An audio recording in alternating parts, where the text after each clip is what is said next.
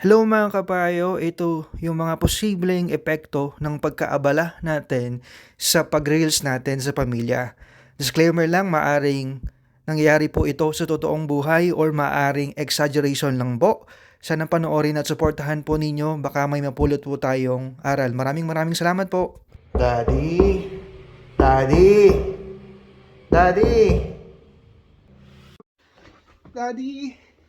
Daddy, sabi ni Mama, sasamahan mo daw ako pumunta ng park, tapos pumunta tayo ng arcade. Kasi ang tagal na nating hindi lumalabas. Ano ba yung ginagawa mo, Daddy? Ba't di mo ako pinapansin? Daddy, tara na, Daddy. Ano ba, Zaldi? Katok ka ng katok. Hindi mo nakita nga bala ako dito. Marami akong ginagawa. Busy ako sa paggawa ng content. Puntahan mo yung mama mo doon. Sa kanya ka magpasama sa arcade. Pera? Wala akong pera. Okay? Sa mama mo, marami siyang pera. Nagbigay ako ng pera sa kanya. Alright? Kapag natapos ko to, promise, sasamahan kita sa arcade. Baka bukas o sa makalawa. Huwag ka na magtampo. Okay? Sige, ingat kayo. Gabi na pala. Hindi ko na malayan.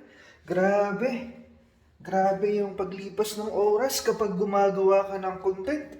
Ano kayang niluto ni Han? Sana naman sisig. O kaya chicharong bulaklak. O baka naman sinigang. Ma-check nga. Gutom na ako.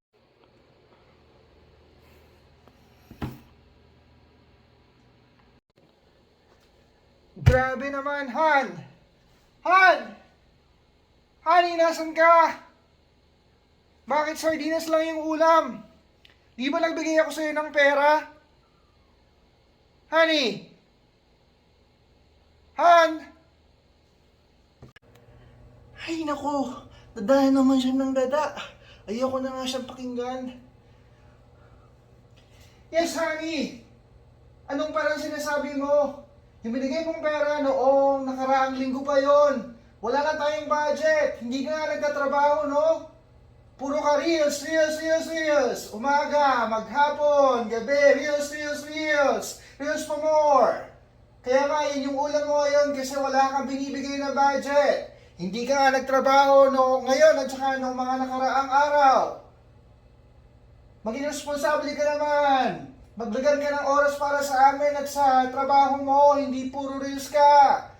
Nakakasawa ka na, Han! Kailangan po nating tandaan na kailangan nating i-practice yung proper time management, no? Yung dapat balance po lahat. Yung pag-reels natin, yung personal na buhay natin, at yung trabaho natin.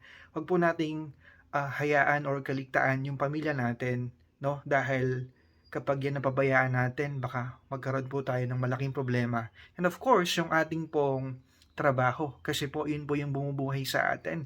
Yun po yung nagpapakain sa pamilya natin. Kailangan po nating pag-usayan yung trabaho natin. And yung pag-reels natin, dapat side hustle lang yan, no? Kung posible tayong kumita.